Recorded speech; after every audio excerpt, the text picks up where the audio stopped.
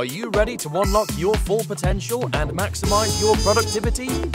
Look no further than Productivity Smart, the ultimate audio podcast hosted by renowned productivity expert Gerald J. Leonard. In every episode, Gerald shares captivating stories, invaluable tips, and cutting-edge strategies that will transform the way you approach productivity.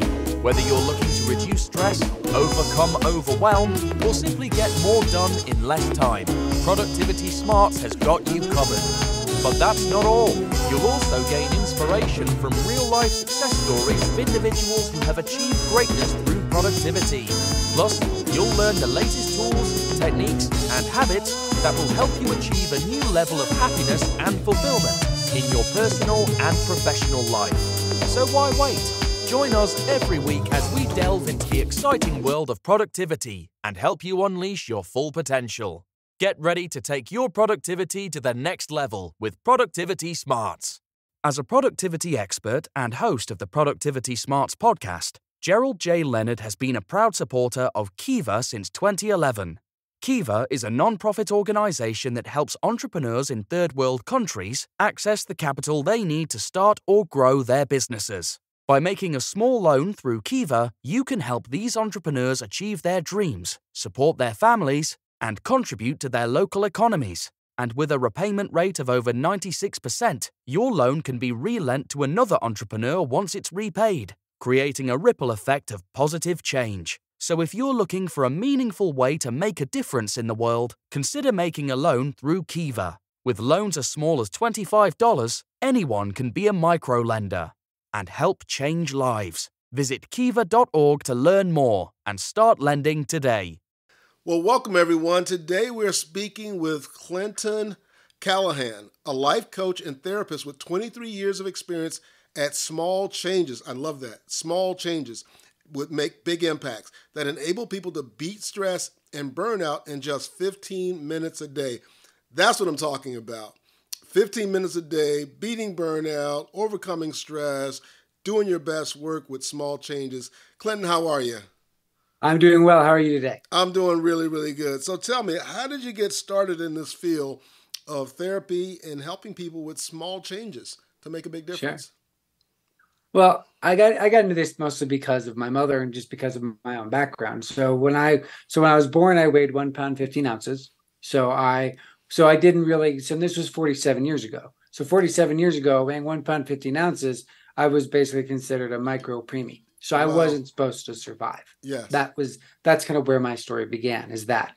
And so from there, my parents would come in and they would witness other babies dying and those kind of things. And it caused, all that kind of stuff. I got lucky somehow and I was able to make it through and stay alive and all these things. But through that, it led to other things, right? Because I got really lucky. I didn't have any medical, mental, no major issues. So super lucky. Yeah. So from that, I went into, I grew up in the Black Hills of South Dakota with my parents and my sister. And, life was really good until I got into school. And then when I got into school, I became the target of bullying for most of elementary, middle school, and high school. But it was a weird kind of, it was a weird kind of bullying, right? Where it was one-on-one, my friends were my friends. But as a group, it became the pecking order stuff where I became the target. Yeah. And so it led to a lot of confusion and anger,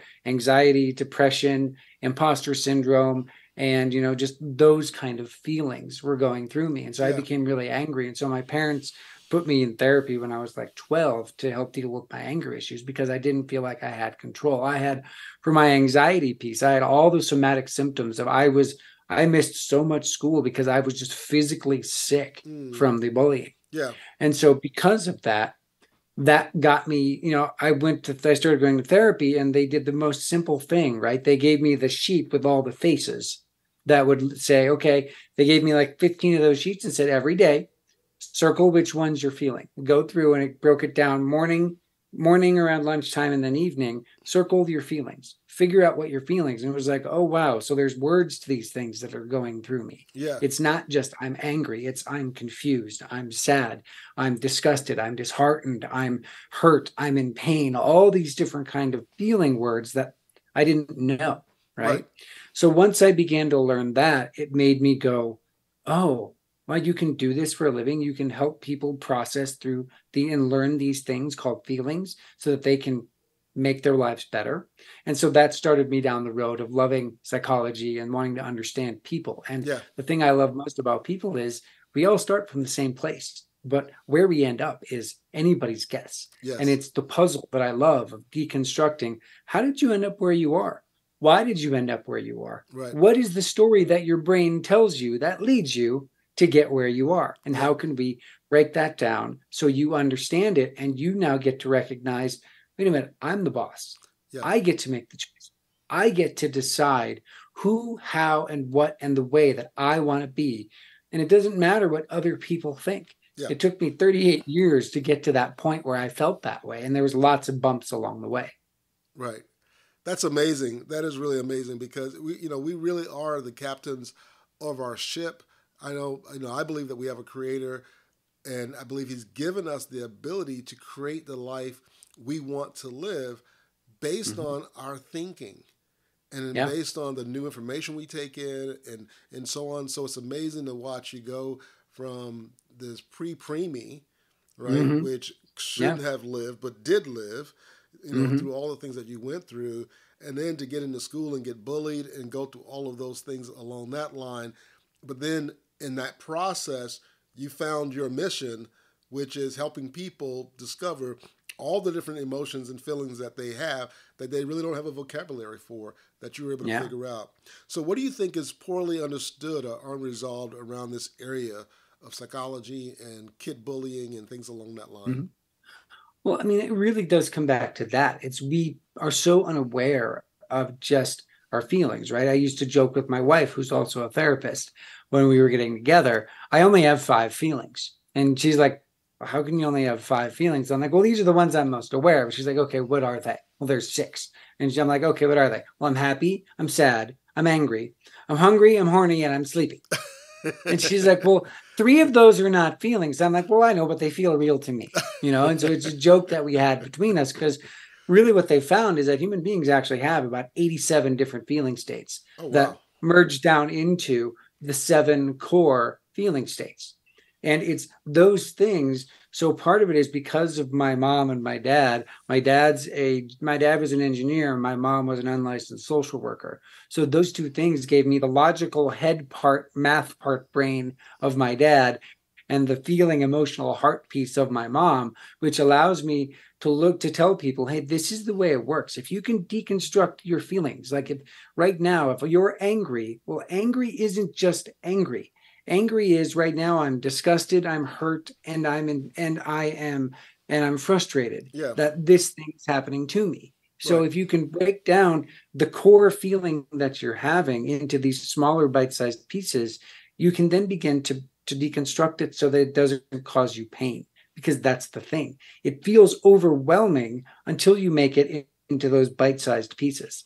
And that's a big part of the work that I like to do, is I like helping people understand that it doesn't take massive amounts of change to make these things that change the way you look at the world, you view yourself, your place in the world, how you interact with people, and all these different pieces and parts of it. That's amazing. Now, do you ever work with schools or other programs like that with kids, especially because you have that personal experience with bullying? Do you ever work with schools at all?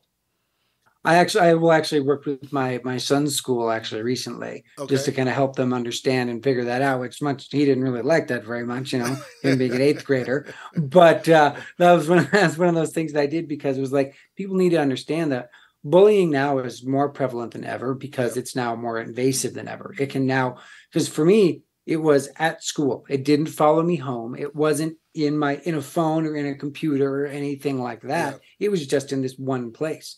But now bullying can follow you anywhere. It follows you online. It follows you into your phone. It follows you on the computer. It follows you in your video games. It follows you at school, in person, online, all these different areas. So not having the language to express what's going on with inside of you gets you stuck in these patterns of fear and burnout and exhaustion. And burnout is not what people think. Most people think burnout is, oh, I'm just really stressed out. I just really need a break. I really need a vacation. But no, burnout is you're actually becoming disconnected from who you are and who you want to be, while simultaneously disconnecting from the people and the things that are around you that give you pleasure and joy, because you're so just fried from all the stuff that's going on that you're becoming this isolated shell of yourself. Exactly. So how do people come back from that? That's really intriguing. How do people come back from that when they realize that they are burned out, that they're burning the candles at both ends? How do they come back from that? So one of the things that my program teaches, and I learned this from personal experience, because my mom passed away in 2005. And when she died, it basically spun me into grief and loss and depression and anxiety and all these things. And it took me several years to get out of that, but I became burned out during that, because how could I be a therapist if I couldn't be there for my mom when she died, if I couldn't do these things? Yeah. And so that started my journey into burnout, where I started disconnecting from my wife, from my friends, from everybody, and just going inside of myself. And the crazy thing is, the thing that pulled me out of it was another crisis. It was the 2008 housing crisis, because I switched and went into real estate, and that made everything collapse around me. And we had to go live with my wife's in-laws, while having our newborn son in 2009. Right. And so that made me stop and go, okay, wait a minute. This is not who I want to be. I'm not being the man I want to be. I'm not being the husband I want to be. I'm not doing the job that I really want to do. I don't have purpose anymore. I don't have those elements that make me me. Yeah. So I had to take a step back and start with some very simple things, right? It's the things that people hear all the time. We're like, yeah, whatever. I started with mindfulness and journaling. Those are the two things that I did. This is the routine that I still do to this day, is I spend 3 minutes in the morning doing just simple meditation. And then I write for 2 minutes in the morning about what I want my day to look like, what I want to get from the day. Yeah. And then around lunchtime, I do the same thing. I meditate for 2 minutes. I go back and look at my journal and I say, am I on track for meeting these 2 goals that I have for my day? I don't make it 15 goals. I don't make it 100 goals. I make it 1 or 2 goals that I have every day. Okay. And then at nighttime, I do the same thing. So that's why I broke up my 15 minutes a day to begin to change my life. And by doing that, it then gave me the ability to recognize, what's the story that I'm telling myself about how my day is going? Yeah. Is it going well? Is it going bad? What's happening? Right. And then by understanding that, I now get to take control of the story, because we all have this director inside of our head that explains to us, this is the way the world is supposed to be in front of you. But the problem with that director is they don't tell anybody else where their mark is, what their lines are, how they're supposed to be, what they're supposed to say, or what they're supposed to do. So then we end up being frustrated and angry because, don't you know what you're supposed to do? Well, the answer is no, because we don't tell people what they're supposed to do. Exactly. And if we do, will they listen? No, because they have their own director telling them the way the world is supposed to be. And it's those things that when you begin with the process of just being more mindful and deconstructing the story and keeping yourself on the guardrails of what your couple of goals are for that day, I'm a big believer in two major goals, one personal and one professional, that lead you through your day. Yeah. And so for me, mine was boiled down to, personally, it's be present. Got it. When you are with people, be present. Be there. Don't get sucked into your phone. If you do get sucked into your phone, get out of your phone. Right. Be in front of people when you're talking to them. Be there. Listen. Have a conversation. Connect with humanity and people and the stuff around you, instead of getting sucked into all these billions of other things that we can get sucked into. Now, am I saying I don't like watching TV or scrolling on social media? Of course not. No, I love all that stuff too, but I have to put limits and boundaries on that, because otherwise it will take all of your time. Exactly. And then the second thing that I do, my professional goal is, if I see a light bulb moment with a person that I'm working with that day, I lean into the light bulb moment. And my job is to try to get that light bulb to explode so that they can begin the process of change. And sometimes I can do it in the space of one or two meetings. Sometimes it's taken me 6-7 months to get someone to finally say, oh, I see it now. But that's part of the process, is you lead people where they need to go sometimes they don't even know, you don't even know where they're leading you, Right. but you let them lead. It's not about me saying I have all the answers. I have some answers, but I don't have all the answers. Gotcha. All I can do is give you my personal experience and say, this is what I know has worked for me. Give this a try, and let's fine tune and figure out what works for you. Because by doing that, in 15 minutes a day, by understanding what's going on inside of your head, by then having proper clinical psychological tools to deconstruct the stuff, which is what I teach in my program. Okay. So that you can then take 15 minutes a day and use those tools to give yourself literally a tune-up every day to change the way you're thinking, change the way you're feeling, and change where your story is taking you. Excellent. Excellent. With that being said, we're going to take a quick break. And before we take a deeper dive into this conversation, I want to talk to our folks about a great book. It's called A Symphony of Choices. We'll be right back. Introducing A Symphony of Choices, the must-read book for any manager looking to improve their decision-making, project management, and workplace engagement skills. Author Gerald J. Leonard takes readers on a journey through a high-pressure season for a symphony orchestra, where a mentorship program was implemented to turn things around. Through real-life examples and relatable anecdotes, you'll learn how mentorship can transform a team, boost productivity, and achieve outstanding results. This book is not just for music industry professionals, but for anyone in a leadership position who wants to improve their management skills. With practical tips and actionable advice, you'll discover how to make sound decisions in high-pressure situations, motivate your team to achieve their best work, manage complex projects with ease, foster a culture of collaboration and teamwork, and much more.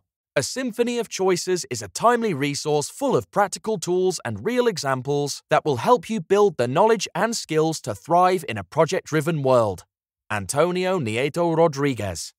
A Symphony of Choices is a book that will inspire and empower you to become a better leader. Whether you're a seasoned executive or just starting out in your career, this book is an invaluable resource for anyone looking to improve their management skills and achieve success in the workplace. Order your copy today and join the thousands of managers who have already benefited from the mentorship lessons presented in A Symphony of Choices. Welcome back. The conversation we're having is fascinating because I love the idea of the small changes, because you're not taking 20 minutes in the morning or 30 minutes in the morning or an hour in the morning. You're taking 2 minutes to meditate. Mm-hmm.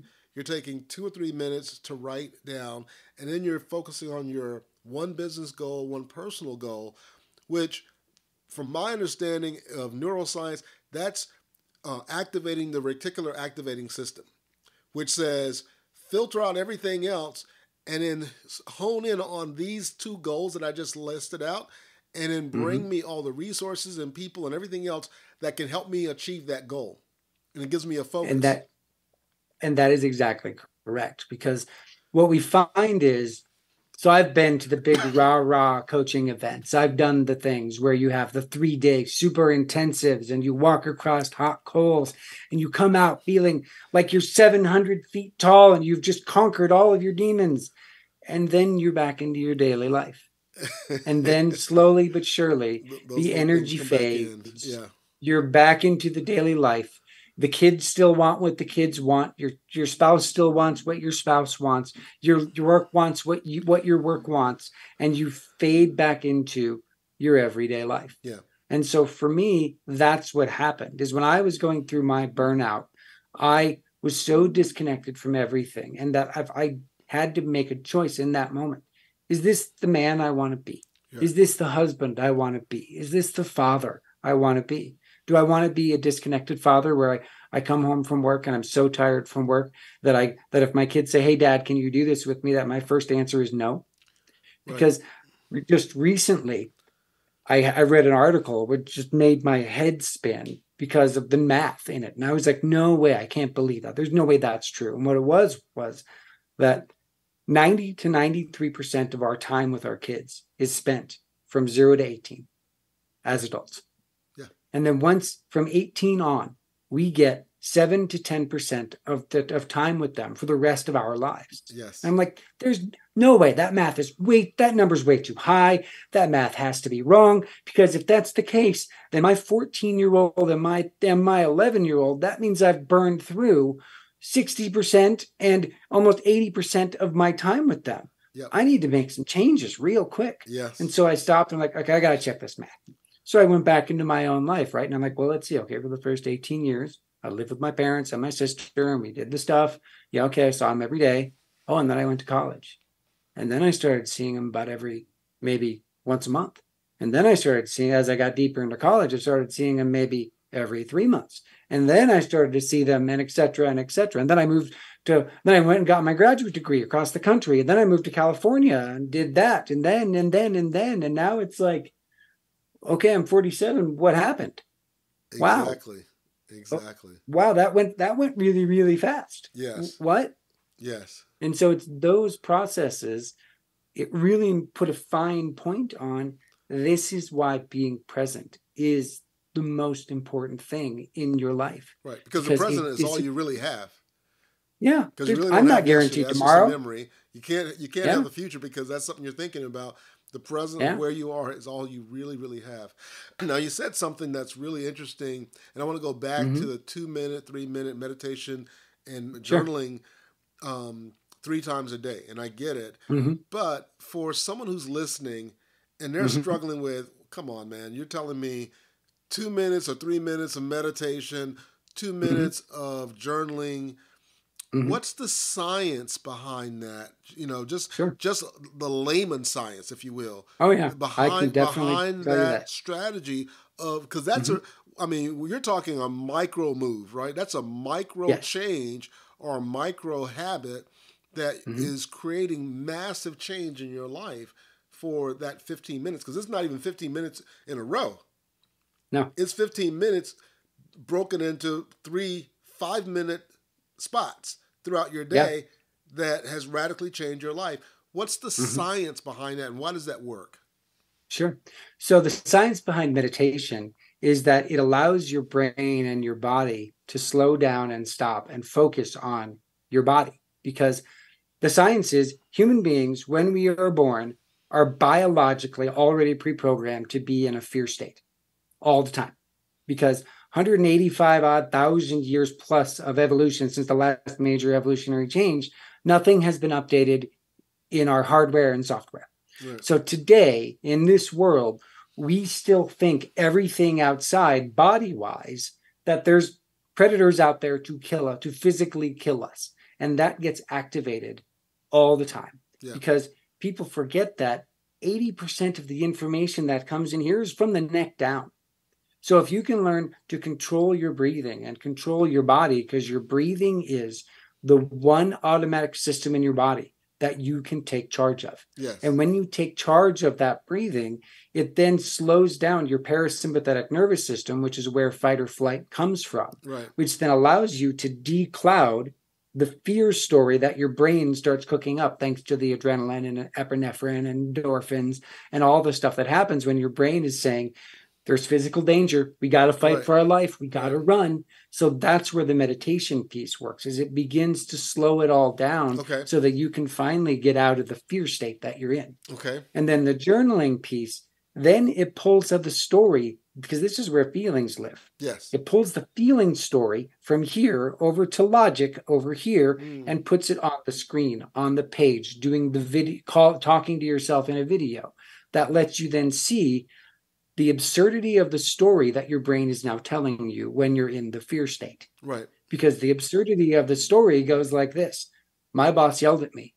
That means I'm going to lose my job. That means I'm going to lose my spouse. That means I'm going to lose my kids. That means I'm going to end up dead under a bridge. And it's like, whoa. That escalated really, really quickly. How did you get to that? Exactly. Well, because fear is all about, for humans, is survival. And we are still stuck in that survival mode. And that's why doing that, when you do meditation and journaling and you do the breathing properly, it then attacks it from the psychological, the physiological, and the physical.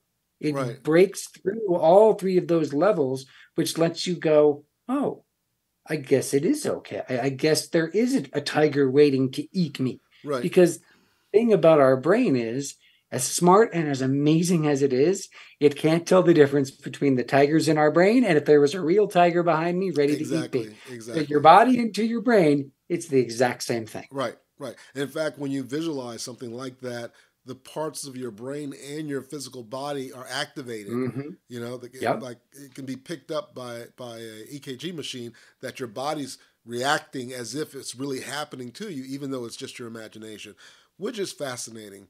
And so it's kind of like by doing that 3 times a day, you're taking, you know, the different channels in the day and you're kind of stopping and saying reset. Okay, right before you go to bed, reset. Then you wake up because you could have been having dreams and everything else and you kind of prepare for your day. And now you hit the reset button again until you condition yourself to kind of automatically go on reset. And then your body automatically knows what to do and how to get into that state and how to do that with your thinking. That is fascinating. So let me ask you this. Who were some of your role models? Because, you know, I believe success leaves clues. And I always say this, that mentoring is like being on the HOV lane of life, right? Because everybody else is by themselves stuck in traffic of life trying to get through. But once you get a mentor, someone who's really know what they're doing, who can help you, it's like getting in the HOV lane. And everybody understands that when they see that high velocity lane and everybody's going along and you're still stuck in traffic and you wish you had somebody with you. Tell me about your role models and the folks that you've brought with you that have helped you to get to this place where you are right now. So, of course, my first role model, of course, were my parents. My mom, like I said, was an unlicensed social worker, and she's the one who really saw what was going on with me and ushered me into therapy. And my dad was the one who was always there, being the steady, very practical engineer, of saying like, look, you can figure out any problem if you can just take a step back from it and see it. And so those things have completely resonated with me throughout my life. And then when I got into undergrad and graduate school, I had all these different social workers, psychology, different professors. And I had one professor in particular that I remember. She was my crisis intervention professor. And she told me this thing, which has always stuck with me, which I didn't do really well the first 3 years out of graduate school, but I've learned it since then. Yes. But it was, in life, you have 2 choices. You can either be the lightning rod, or you can be the one holding the lightning rod.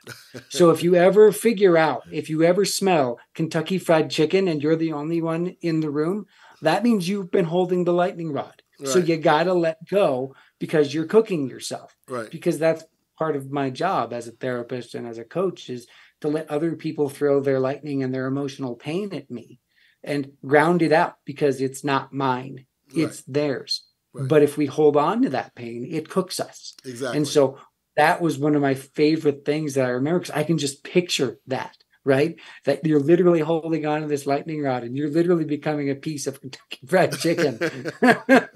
And it's those things, right? I've had a lot of different mentors. I've had real estate mentors. I've had life coach mentors. I'm currently working with a life coach, finishing building out this program. So I've collected people. I've been to therapy 6 different times. Some for marriage counseling, some for regular, some for just in counseling for me, because practice what you preach, right? Exactly. And it's those different things. And I got to say, though, the most amazing mentors that I've had, which came from the most surprising place, has been my kids, because they have forced me to look at the world in a way that I didn't know that I needed to, right? Because they don't care what I think. They don't care what my thoughts are, what my feelings are, what I think should be. Right. It's no, this is what I think. Prove to me why what you think is better than what I think. And I love that, because it constantly challenges me to look at the world through new eyes, because the way they see things is so different than me. Exactly. I mean, my oldest actually went through a similar bullying situation about 2 years ago. Okay. And so that's one of the reasons why I got involved with his school. But I didn't do it while he was being bullied. Right.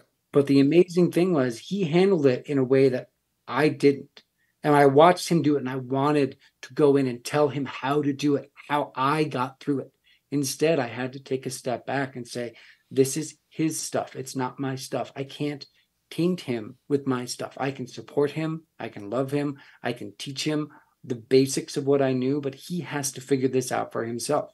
And he was able to figure it out in 1 year. And there was some kid changes, and there was, a summer in between, and these things, and he was able to make it through, and he was able to become stronger for it. And he stood up for himself in ways that made me really, really proud. Excellent. Excellent. So as we were getting to wrap this up, I have a couple of questions for you. Sure. What trends do you see in therapy and everything else with all of the AI and as fast as things going on, and even climate change? What trends do you see happening around the areas of therapy and the things that you're working in?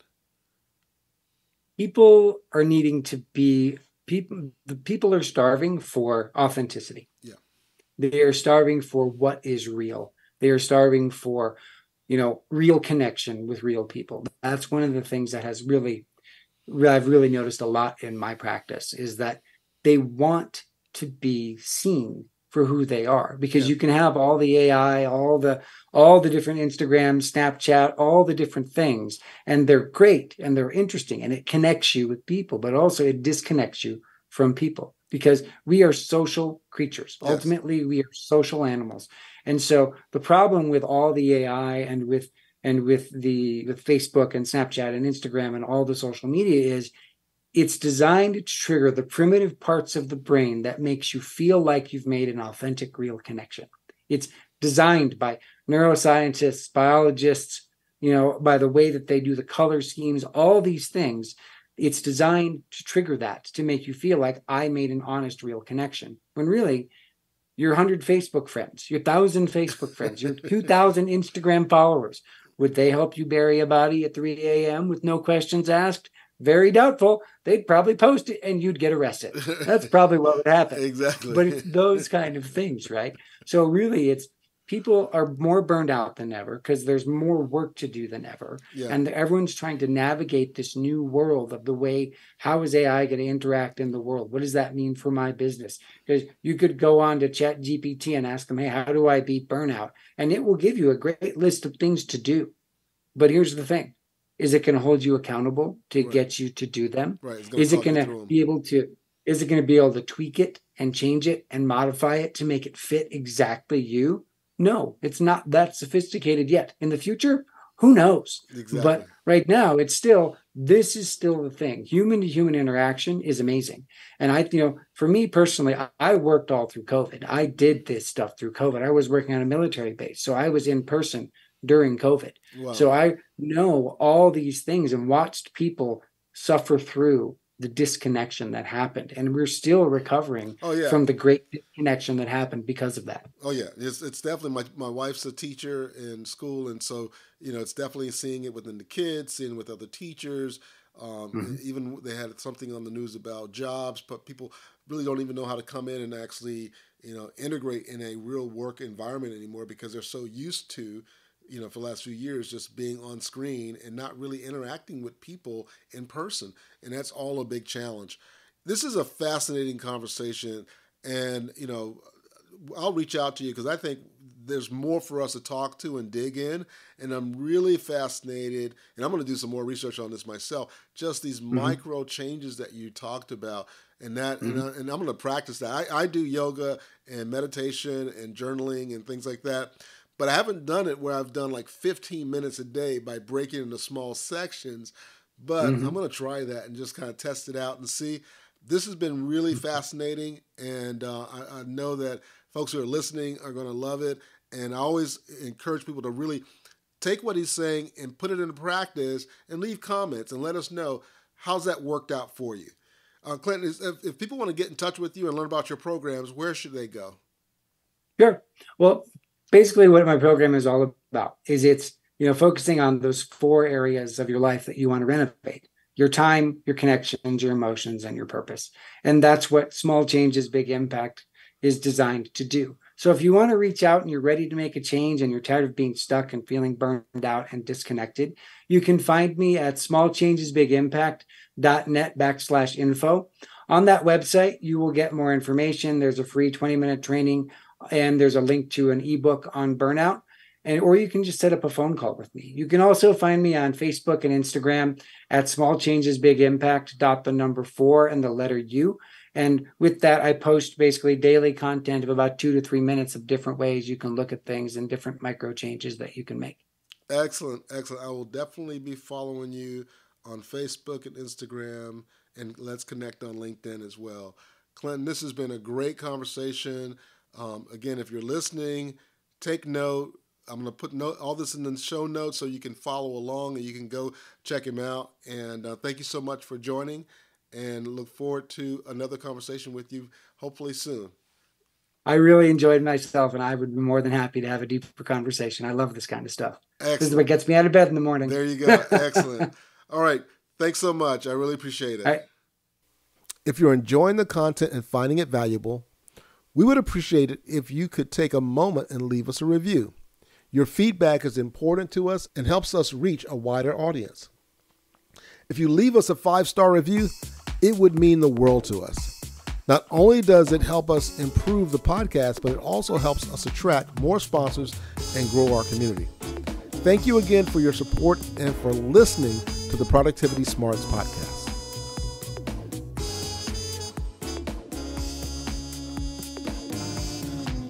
Thank you for tuning in to Productivity Smarts, where we help you achieve your goals and live your best life.